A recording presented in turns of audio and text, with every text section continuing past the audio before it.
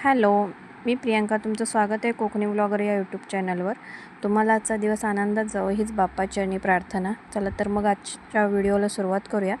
तर आज मी तुमच्यासोबत ब्रेड पिझ्झा ही रेसिपी शेअर करणार आहे. म्हणजे मी माझ्या पद्धतीने जशी बनवते तशी शेअर करणार आहे. ही मी आय थिंक 2दा बनवले.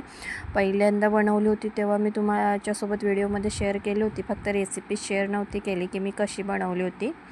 तर मी आज रेसिपी तुमच्यासोबत शेअर करणार आहे. तर इथे मी चहा वगैरे सगळं गॅसवर ठेवलं होतं. आम्ही फ्रेश सगळे झालो होतो, त्यामुळे म्हटलं तर नाश्ता तयार करायला घ्यावा. तर इथे मी कांदा आणि टोमॅटो बारीक चिरून घेतला आणि माझ्याकडे भोपळी मिरची होती तर तीसुद्धा मी बारीक चिरून घेतली. त्यानंतर चीजसुद्धा बारीक कट करून घेतला.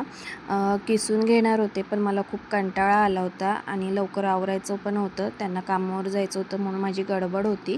मग म्हटलं कापूनच घेते. तर इथे मी चीज कापून घेतलं. त्यानंतर मग इथे माझ्याकडे मेयोनीज होतं, मग ते आणि टोमॅटो केचप दोन्ही मिक्स करून मी सॉस बनवला.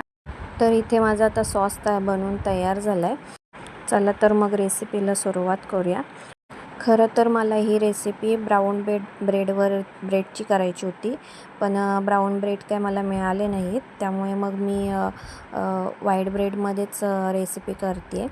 मला माहिती आहे हेल्दी नाही आहे, तरी पण म्हटलं एक दिवसासाठी का होईना चालतं आहे, एक दिवस आपण खाऊ शकतो. तर इथे मी जवळजवळ 5 ते 6 ब्रेड घेतलेत. हे पहिलं तर आमच्या पिझ्झा सॉसची म्हणजे पिझ्झा ब्रेडची तयारी करून घेते, कारण मुलांसाठी ते वेगळं करावं लागणार आहे.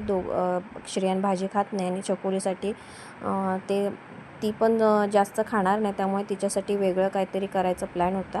तर इथे मी सगळ्या ब्रेडना सॉस लावून घेतला होता जो तयार केला होता तो. त्यानंतर मग कांदा आणि टोमॅटो आणि भोपळी मिरची सगळ्यांवर व्यवस्थित ठेवून दिली आणि त्यानंतर मग हे जे मी बारीक केलेलं चीज होतं ते सुद्धा मी ब्रेडवरती व्यवस्थित पसरवून घेतलं. आणि त्यानंतर माझ्याकडे आम्ही जेव्हा पिझ्झा आणला होता त्यातलं हे ऑर्गॅनो राहिलं होतं शिल्लक, तेच मी ह्या पिझ्झावर स्प्रिंकल करून घेतलं जेणेकरून थोडी टेस्ट येईल. चला, आपला अर्धा ब्रेड पिझ्झा तर तयार झाला आहे. आता त्याला फक्त फ्राय करून घ्यायचं आहे. तर इथे मी तव्यावरती तेल लावून घेतलं आहे. माझ्याकडे बटर नव्हतं त्यामुळे मी तेलातच फ्राय करायचं ठरवलं. तर मी ते तेल टाकून घेतलं आणि त्यानंतर मग त्यावर हे जे ब्रेड पिझ्झा तयार केले होते ते ठेवून दिले. त्यावर झाकण ठेवून एक 5 मिनटं त्यांना वाफवून दिलं.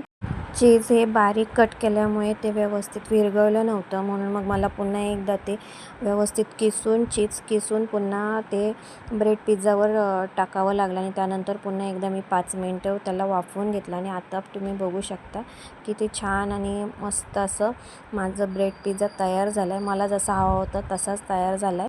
तुम्हाला ही रेसिपी आवडली असेल तर तुम्ही नक्की घरी एकदा ट्राय करून बघा, खूपच छान लागते. तर मुलांसाठी मी फक्त चीजमध्येच ब्रेडला चीज लावून फ्राय करून दिले होते दोघांना पण, कारण त्यांना भाजी वगैरे काय आवडत नाही. चकोलीने खाल्ला ना आमच्या याच्यातला, थोडासा टेस्ट केला. हे श्रेयांसाठी बनवलं होतं तेच. तर तुम्हाला माझा आजचा ब्लॉग कसा वाटला मला कळवा. बाय.